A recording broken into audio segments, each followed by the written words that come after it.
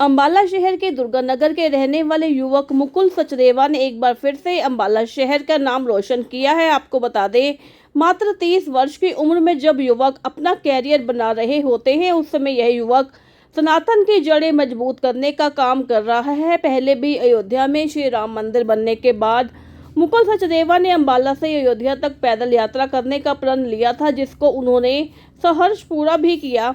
एक बार फिर से भगवान भोलेनाथ की प्रेरणा से मुकुल सचदेवा ने अकेले ही अमरनाथ धाम की पैदल यात्रा करने का निर्णय लिया।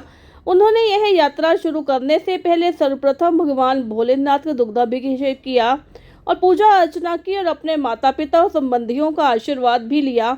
दुर्गानगर के सनातन धर्म मंदिर से उन्होंने भगवान श्री अमरनाथ की 700 किलोमीटर की कठिन यात्रा शुरू की।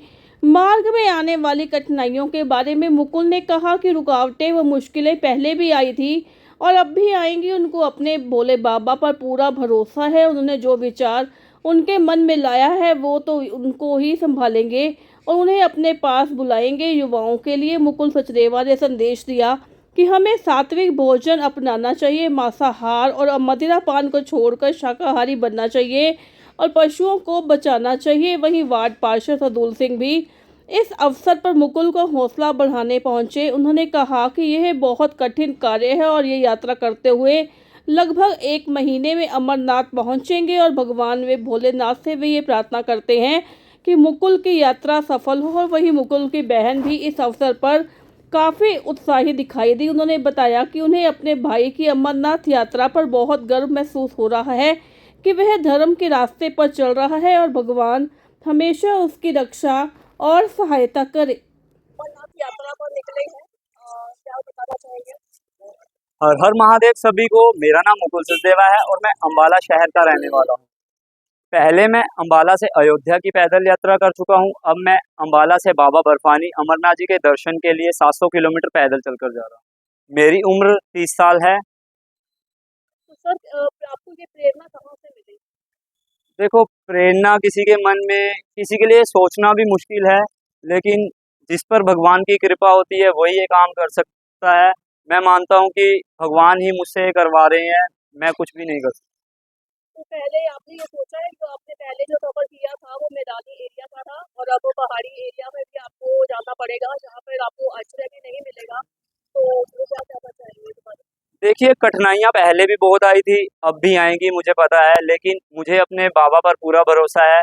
उन्होंने मेरे मन में ये विचार लाया तो वो आगे खुद संभालेंगे और मुझे अपने पास बुलाएंगे। सनातन की जड़ें मजबूत करने का आप काम कर रहे हैं, तो आज की जो युवा पीढ़ी है उसके लिए आप क्या कहना चाहेंगे? देखो, इस यात्रा पे मैं युवाओं के लिए ये मैसेज लेके चला हूँ कि हमें सात्विक भोजन अपनाना चाहिए, मांसाहार मदिरा पान को छोड़कर हमें शाकाहारी बनना चाहिए और पशुओं को बचाना चाहिए। आपका बेटा जो है अमरनाथ यात्रा पर जा रहा है, क्या बताना चाहेंगे इसके बारे में? देखिए, मैं उनकी पूरी फैमिली को, पूरे परिवार को शुभकामनाएं देना चाहूँगा कि इस प्रकार उन्होंने पहले भी अंबाला शहर का वार्ड 18 का नाम रोशन किया था।